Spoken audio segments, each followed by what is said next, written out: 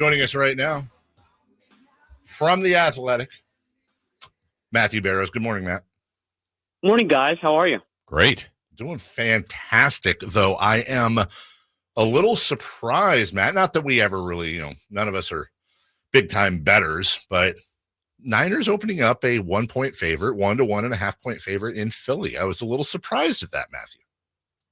I also was surprised, given where the game is and given, who's in control of the NFC right now. It's now 3 points. I'm sorry, Wow. Matt. I'm just looking at it. It's gone from one this morning at 3:30 a.m. when I saw it to 3 heavy money going on the Niners. Well, I can only assume that has to do with the fact that, the Eagles have won 2 big games, but they haven't. You can't say that they've looked dominant in winning those games. And the offense has been, I guess, stodgy to begin the game. It's ended the game really well, both of those games. And the other part is that was a marathon game that they played against the Bills. The defense was on the field for 92 snaps, wow, which is a game and a half worth of snaps. So in terms of the rest differential, the 49ers have a huge advantage in that regard. But if I'm the 49ers, I don't love the fact that they're the favorites and they're putting a nice little chip on the Eagles' shoulders about this game. I mean, the Eagles are going to have to obviously rally and get up for this game after 2 huge games, after a lot of snaps against the Bills. And a nice way to do that is to point out, hey, you know what? You guys are at home. You only have 1 loss this season, and you're the underdogs in this game. So I think the bettors are doing the Eagles a favor with that. Talk with Matt Barrows here from The Athletic, course brought to you by Stockton Honda, Northern California's #1 Honda dealer. So, Matt, when this game is finally here, I know when the schedule came out, when off-season, when you're around these guys in training camp and all this, I know they were thinking about this game, and they had to go through up and downs this season to get here. But now that they're here, I mean, to a man, to the organization, to the coaching staff, how important do you feel like it is to this team this week, this game? Oh, it's vastly important. I mean, it's important from a strategic standpoint. If you start to gain ground on the Eagles, I mean, I don't think that you can overvalue that #1 seed. These days, only one team gets the bye in the playoff. It's the #1 seed. The 49ers have done a lot of travel this year, a lot of East Coast trips. You saw them get exhausted, get fatigued, really for the first time since Shanahan's come in. Did he sort of note that they were, running in quicksand in that game against the Bengals? So it's been a problem this year. You just avoid, you have to win, 3 games to get to the Super Bowl. Getting the bye obviously means that you just have to eliminate one of those games. That's a huge break. All the bizarre injuries that could happen in a game, all that stuff gets removed. So you can't, like I said, you can't overstate it. And then there's the revenge factor, the fact that the 49ers felt like they didn't get a real shot at beating the Eagles last year. And also the fact that a lot of them brought family, wives, girlfriends to this game in Philadelphia last year. And it was apparently everything you would imagine a Philadelphia crowd to be and worse. I mean, to the point where, people swore that they'd never visit the city of Philadelphia again, certainly never go to a game again. Just abuse that you wouldn't think could come out of someone's mouth. Very Philadelphia-like.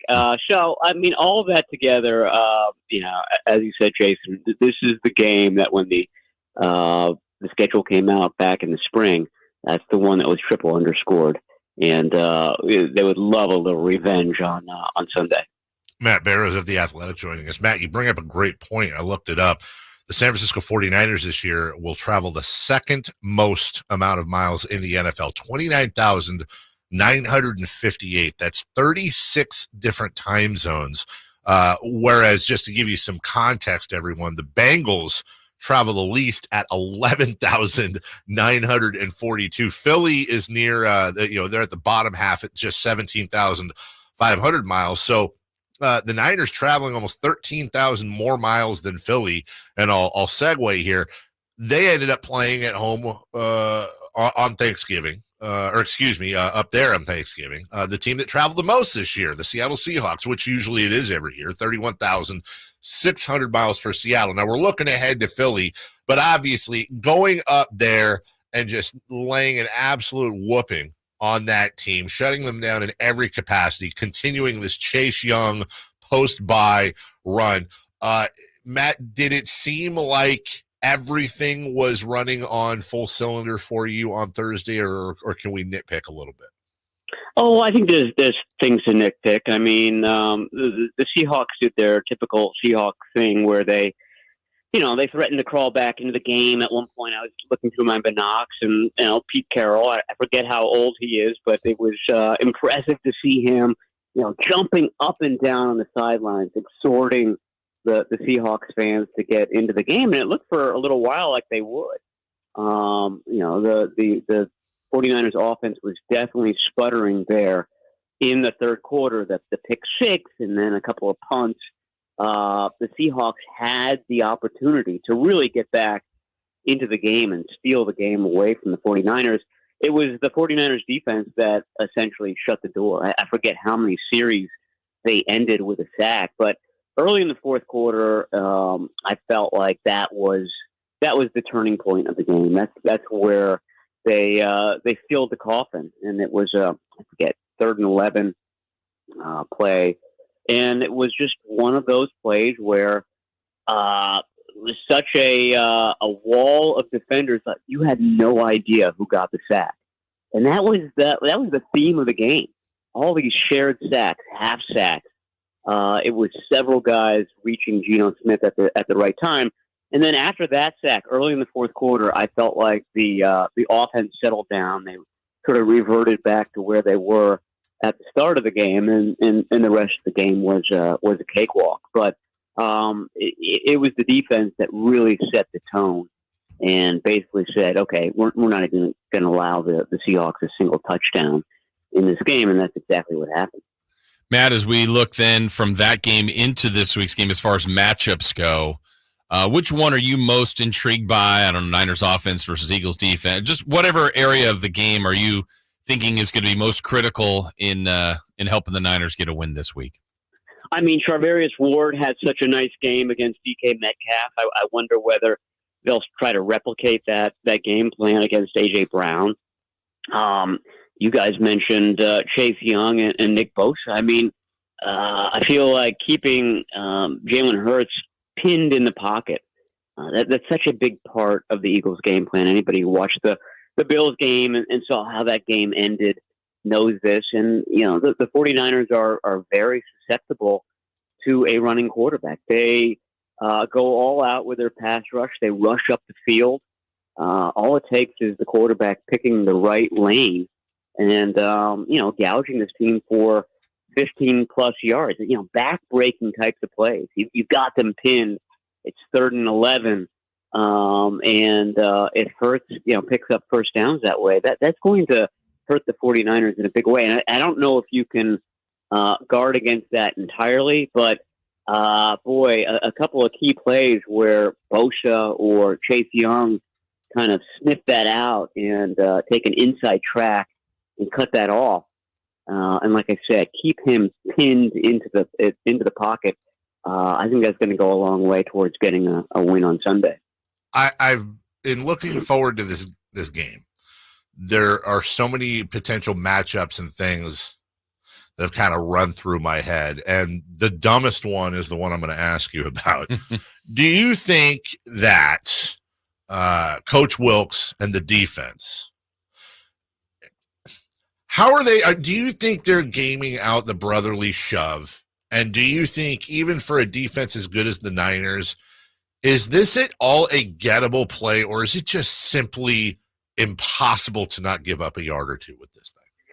I think it's simply impossible not to give up a yard or two. Yeah. I will say, though, that if anybody can do it, it would be somebody like Javon Hargrave, who knows the opponent really well, having played in Philadelphia.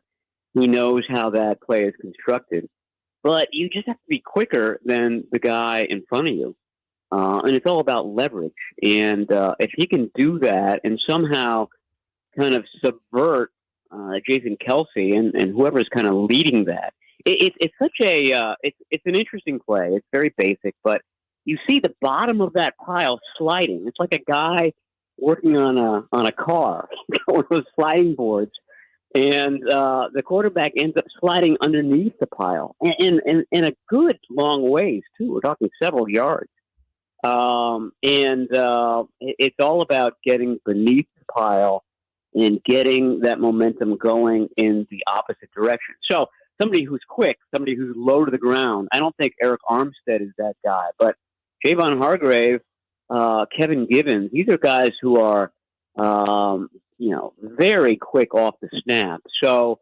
like I said, the Eagles are so well rehearsed in doing it that I don't think it's stoppable. But the 49ers do seem to have the right types of players that could possibly kind of get to the point of contact sooner than the Eagles' offensive linemen. That's Matt Barrows of The Athletic here from each and every Monday, travel permitting. And I imagine now, Matt, I know you and your counterpart kind of switch on, switch off. Will we be talking to you on Monday, or will you be airplaning? Yes, I will be airplaning. This is a big game, so the Athletic is sending a full gang of 49ers reporters to Philadelphia. So just about everybody is heading to that game.